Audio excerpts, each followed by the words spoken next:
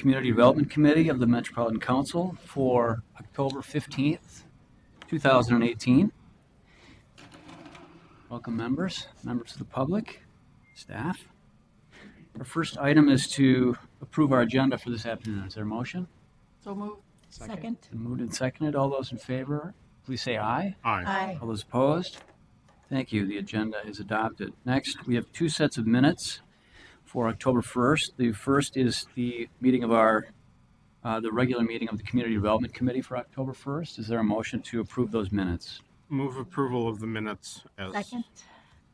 It's been moved and seconded. Are there comments or changes? Hearing none, all those in favor, please say aye. Aye. All those opposed? Thank you. Those minutes are adopted. Next, minutes from our special joint Community Development Committee and MPOSC meeting. Is there a motion to approve those minutes? So moved. Second. It's been moved and seconded. Changes, comments? Hearing none, all those in favor, please say aye. Aye. All those opposed? Thank you. Those minutes are also adopted. Members, we have 4 business items. The first is 2018-261, fiscal years 2020 and 2021 Parks and Trails Legacy Project recommendations. Good Welcome. afternoon, Mr. Chair. You will, of course, recall that that Minnesota voters approved the Clean Water and Legacy Amendment to the state constitution in 2008. The so-called Legacy Amendment added a special additional sales tax of 0.3% to be used for several designated purposes. Since that time, over $2.5 billion in revenue has been raised, with $360 million being appropriated through the Parks and Trails Fund. The Council serves as the fiscal agent for the amount appropriated from the Parks and Trails Fund for the Metropolitan Regional Parks System, which amounts to just over 5% of the total special sales tax revenue. According to the current revenue forecast in the next biennium, we are expecting to be able to award nearly $37 billion to projects within our regional parks. This item will give the committee an overview of where we are in this process. The amount each agency receives is determined by a formula set in state statute. We received an estimated appropriation amount at the end of the last legislative session and advised each agency of their shares. As each of the agencies approves their budgets, they prepared a list of proposed projects for each of the state next 2 fiscal years. A team of council staff reviewed the proposals to ensure that they each conformed with the council-approved master plan, that their project descriptions were sufficient to comprise an enforceable grant agreement, that their totals matched each agency's allocated share, and that the equity toolkit questions had been adequately addressed. In August, the agencies presented their suite of projects to the Metropolitan Parks and Open Space Commission and answered questions. In September, MPOSC voted unanimously to forward the list of projects through the council to the governor's office. We are not presenting the projects individually here, partly because there's 53 of them, but more to the point because the law requires that the projects be consistent in amount and scope with the project list approved by each individual implementing agency's elected board. We do not have the authority to make changes to the project list or to any individual project. As the revenue forecast is refined next spring, the agencies will adjust their project budgets to match the final appropriated amount. In the 2019 second quarter budget amendment, we will bring the final list through the council for the grant award and budget authorization. The statutory funding formula takes into account the proportional shares of each of the agency's jurisdictional population, their operation and maintenance expenditures, and their visits that originate from outside their jurisdictional area. When we apply the formula against the forecasted revenues, here are the shares by fiscal year for each agency and the number of projects they propose to fund with the money. A complete list of the projects may be found in Attachment 1 of your business item. The projects run the gamut from operating a shuttle service at Como Zoo to alleviate parking issues, to fund staff positions, to upgrading facilities to improve accessibility, to rebuilding an island in the Mississippi River, and to the rendering shown here in what was formerly known as part of the Coon Rapids Dam Regional Park, owned and operated by Three Rivers Park District, which will be transformed into the Mississippi Gateway Regional Park.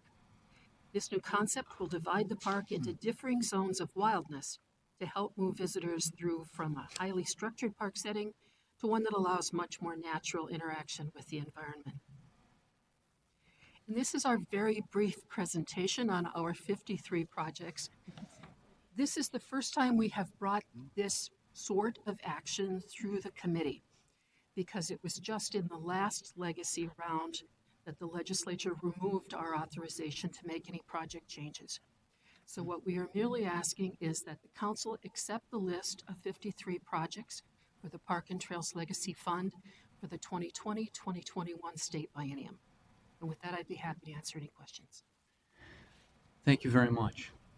Are there questions about the recommendation? Councilmember Wolf? Thank you, Madam Chair. We received a couple of emails this afternoon. I don't know if you saw them about this agenda item. As Ms. Jensen stated, we don't make changes. The other issue is there are allegations that some of them don't have an approved master plan for that, but the master plan only has to be in place before the grant can be received. It doesn't have to be in place before we submit it to the legislature, because it is a long process that makes its way through. So some of them are undergoing master plan updates as we speak, but they will be done in time for the funds to be awarded, or the funds will have to be redirected to something else if the master plans are not completed. Thank you for both those points. Councilmember Mott? Mr. Chair, I want to thank you for calling out the Mississippi Gateway Regional Park, previously called the Coon Rapids Dam Project. For folks who aren't familiar with it, it serves Brooklyn Park, and it is an equitable investment in the region.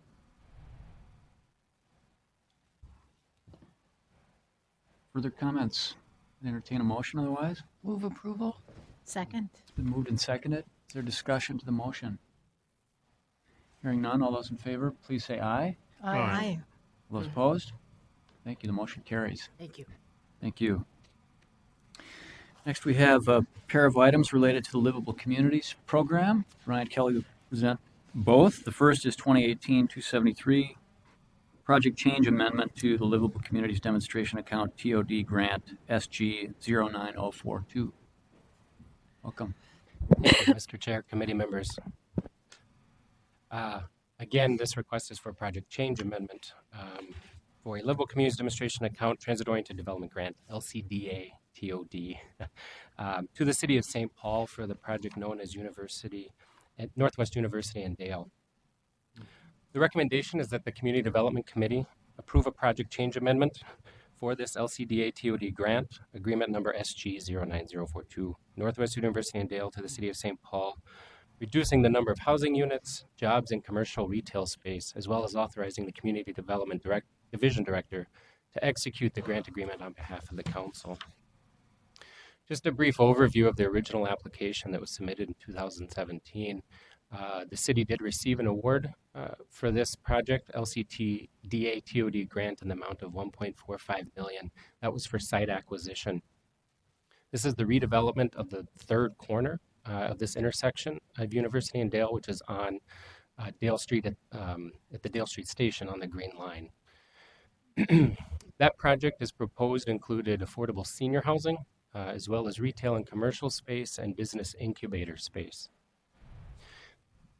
The city subsequently applied for an LCDA TOD grant this year, which is when staff became aware of the project change and is what triggered the need for an amendment. For council guidelines, amendments are required if there's a greater than 20% reduction in the total number of units in a project or change in the percentage of affordable units. This project has a slight reduction in the number of permanent jobs. You'll see in the column on the left is the proposal in 2017. The column on your right in blue is the new proposal for the 2018 application. The financing structure has changed to 9% tax credits, which has been a driver of this change in unit count and affordability. So there's a reduction in total housing units from 61 to 40, but with that actually comes a significant increase in the number of bedrooms, particularly 2 and 3 bedroom units. This also allows for a little bit of diversity of affordability bands with the addition of units serving households at 21 to 50% of the area median income. This diversification of affordability and the increase in number of 2-bedroom and 3-bedroom units, which is now focusing on serving families rather than the senior units, aligns with the council's stated goals and the housing policy plan.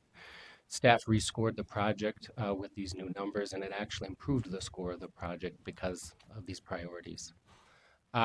You'll also notice there's a reduction in the number of total housing units, which leads to a reduction in density of the project, which is shown in that last row. A note on the private and public funds. This is in the 2017 application. The tax credits at that time requested were listed as public dollars, when in fact those are commonly listed as private. So there's a switch there. In 2018, that's been corrected. Those are listed as private investment dollars in this application. Additionally, the 9% tax credit project allows for a slightly less need for additional public dollars in the project, so that other public funds number has reduced slightly. With that, again, the funding recommendation is to approve the project change amendment for the Livable Communities Demonstration Account Transit-Oriented Development Grant Agreement, number SG09042, Northwest University in Dale, to the City of St. Paul, reducing the number of housing units, jobs, and commercial retail space, authorizing the Community Development Division Director to execute the grant agreement on behalf of the Council. I also want to note that this, the Community Development Committee is the final approving body on this request. It does not go to the full Council. Thank you. Thank you. Thank you for your report. Are there questions that council members have? Okay. I entertain a motion if it's appropriate. Move approval. Second? Second. It's been moved and seconded. Is there discussion of the motion? Hearing none, all those in favor, please say aye. Aye. All those opposed? Motion carries. Thank you.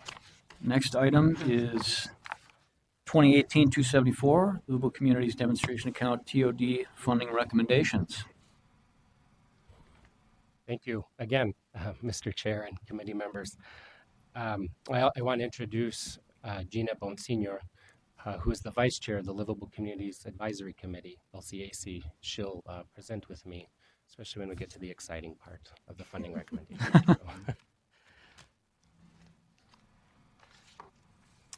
The recommendation before you is that the Metropolitan Council award 4 Livable Communities Demonstration Account Transit-Oriented Development, LCDA TOD grants, totaling $4,499,250, and authorize the Community Development Division Director to execute the grant agreements on behalf of the Council.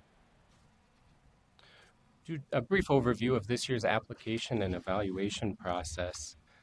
What's underlying that is the Livable Communities Demonstration Account TOD purpose, which is to promote moderate and high-density development projects located within walking distance of a major transit stop that typically includes a mix of uses such as housing, jobs, restaurants, shops, and entertainment.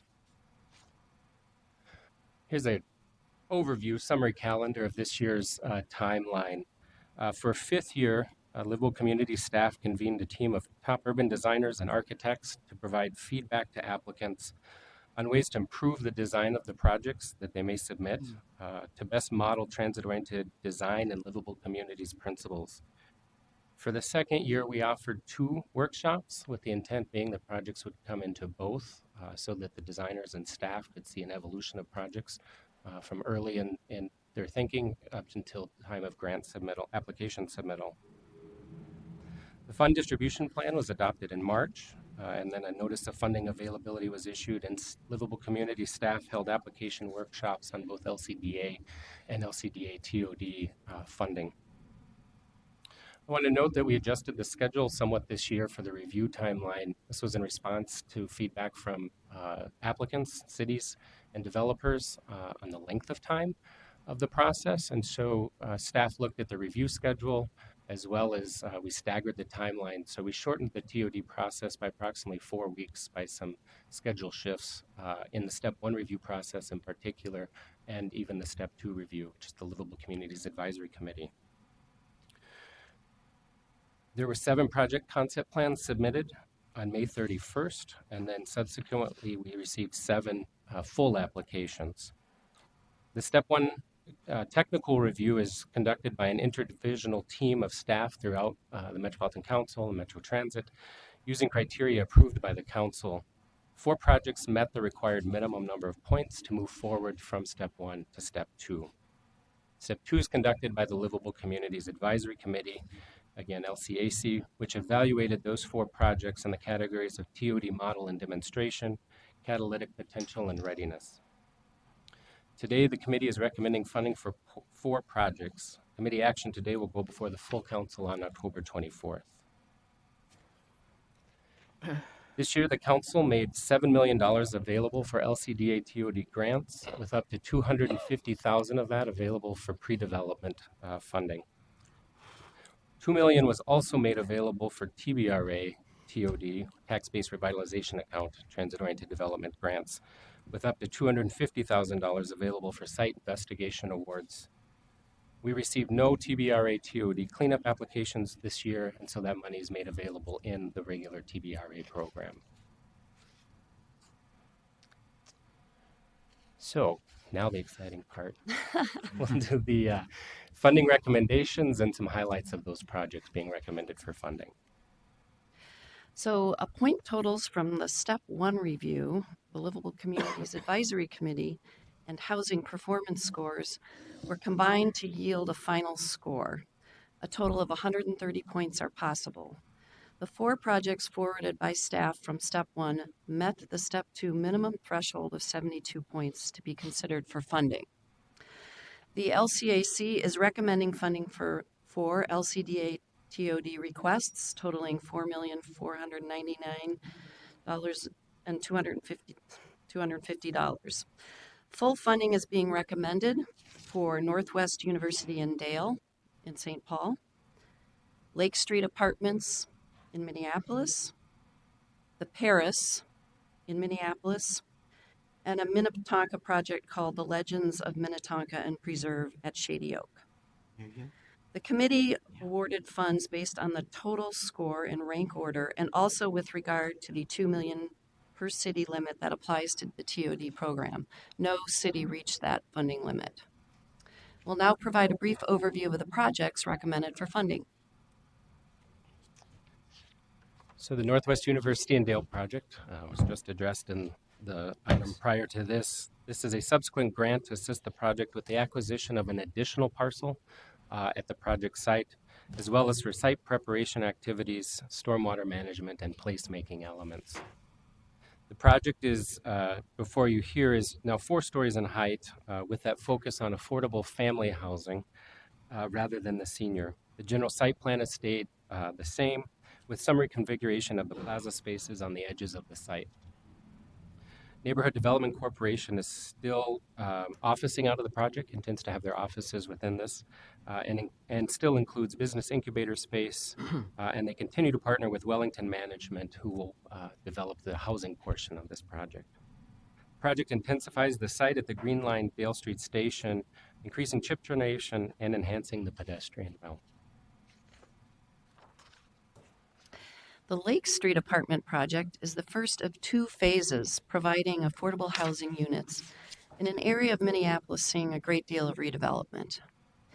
The project developed a unique relationship with the local VFW, which will work with the developer on prioritizing homeless veterans for the supportive housing units included in the development. The project design was responsive to neighborhood feedback in scale and in including walk-up units along Harriet Avenue and a small retail component. The project also takes advantage of high-frequency bus service along Lake Street and has included a significant amount of bike storage, an amenity for residents who want to take advantage of the nearby Midtown Greenway.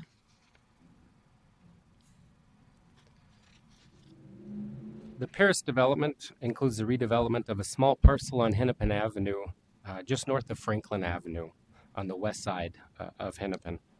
The project will primarily serve youth aging out of the foster care system, which is a population being greatly underserved today. The project also includes offices for supportive services for those residents, as well as bike amenities. The location takes advantage of several high-frequency bus routes and provides access to a number of support services in the area, jobs, and educational opportunities. The Legends of Minnetonka and Preserve at Shady Oak is a project located at the proposed Opus station on the Green Line extension in Minnetonka. The project has two names, as there will be two different entities managing different elements of the project. There's going to be senior housing and non-senior housing. This project develops almost 500 affordable housing units in Minnetonka at the site of a future LRT station, and has the potential to catalyze additional development in the Opus Station area.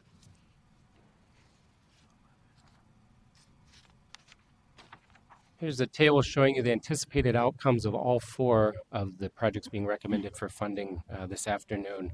Total of 101 permanent jobs, 850 temporary or construction jobs with these projects.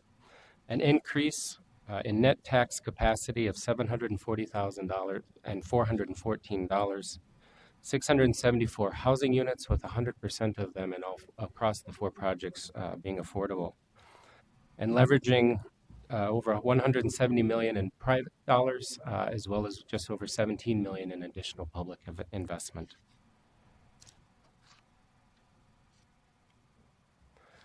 And again, the funding recommendation this afternoon is that the Metropolitan Council award 4 livable communities demonstration account transit-oriented development grants totaling $4,499,250, and authorize the Community Development Division Director to execute the grant agreement on behalf of the Council.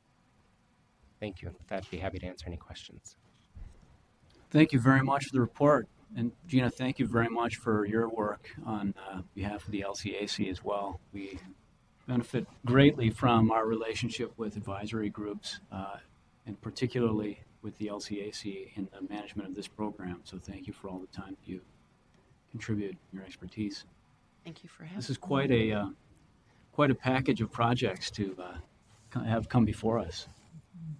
Are there comments? Councilmember Barber. Thank you, Mr. Chair.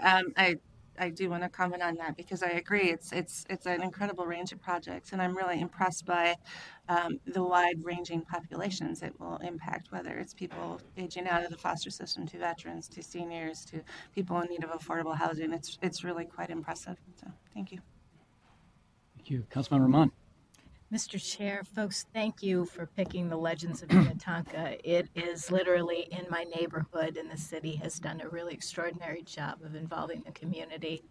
And the thing that I hear most often in Minnetonka is that we need affordable housing for families, 3 or more bedrooms. So this Legends project is 482 units, all of them available to folks between 51 and 60% of AMI, and 99 of those units are 3 or more bedrooms. So it is meeting a desperate need, and it is supportive of transit and will help our light rail success as soon as that's built in the spring. Thank you. Well said. I would entertain a motion if the committee's So moved. will suggest. Second. It's been moved and seconded. Is there discussion to the motion? Hearing none. All those in favor, please say aye. Aye. All those opposed? Motion carries. Thank you again very much. It's been a long time in that part of town. Members, our last item on our business agenda is 2018-276. It's the approval of the 2040 Comprehensive Plan for Great Cloud Island Township. Where's it at? And Corinne Wendell is here to present. Good afternoon. Good afternoon, Mr. Chair and council members. My name is Corinne Wendell. I'm Sector Representative for Districts 11 and 12, and I'll be presenting Great Cloud Island Township's 2040 Comprehensive Plan item. And so as you can see on the map here, Great Cloud Island Township is located in southwestern Washington County on the shore of the Mississippi River It has St. Paul Park to the north and Cottage Grove to the east. The Mississippi River serves as the boundary along the western and southern borders. And Thrive MSP 2040 identifies the township as diversified rural in its community designation. And diversified rural directs communities to accommodate forecasted growth at an overall residential density of 1 unit per 10 acres for development and redevelopment. And so in terms of regional systems, here on the map, you can see there is one regional park to the south. And so it's where the Great Cloud Island Channel runs into Moores Lake on that south end of Lower Great Cloud Island. And that regional park is the Great Cloud Island Regional Park. And so it is stated in their plan.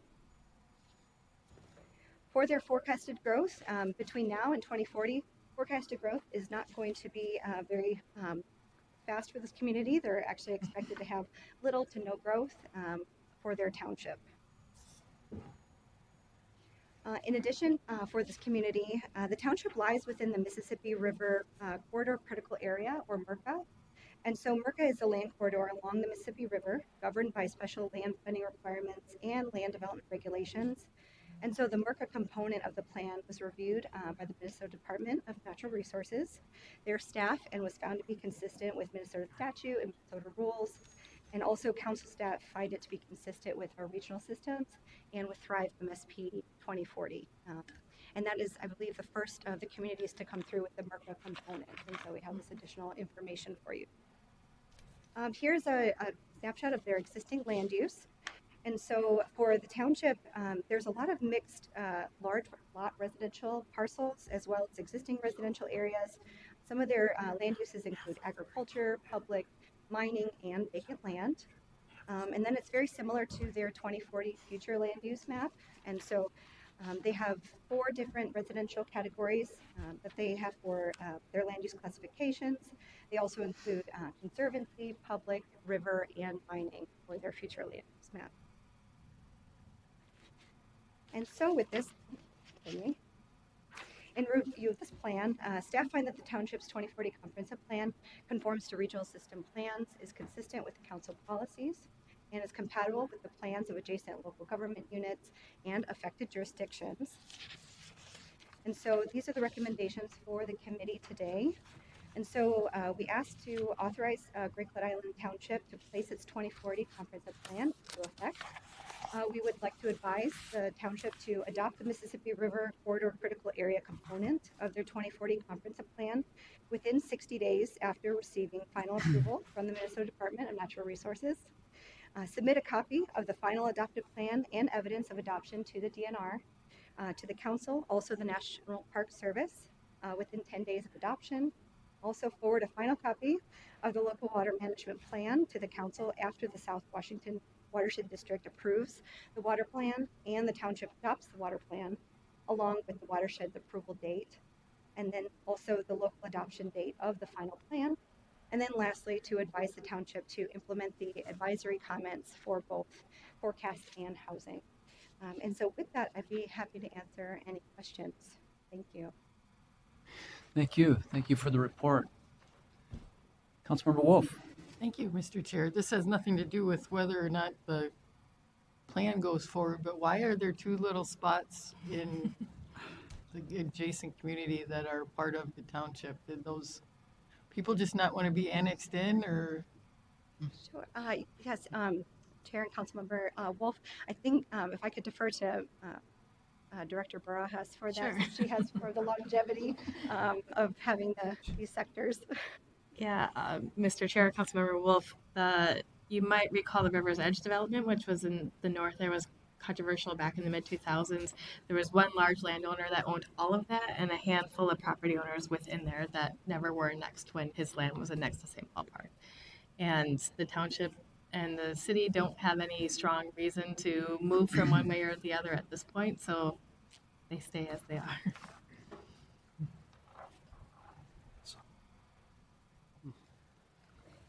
I don't believe that we have a representative from the township here, do we? Not this afternoon. Okay, sure. I think it's commendable that the township has, taken what is a fairly complicated situation, particularly with the critical area work. I know that's really intensive process locally, and be able to produce and submit their comprehensive plan, and it's such an early hour, really. Any other comments or questions, members? Councilmember Kramer. Mr. Chair, move approval. Second. It's been moved and seconded. Is there discussion to the motion? Hearing none, all those in favor, please say aye. Aye. All those opposed? The motion carries. Thank you very much. Members, that concludes our business agenda for this afternoon. Unless there are any announcements, we'll be adjourned. Thank you. Gosh.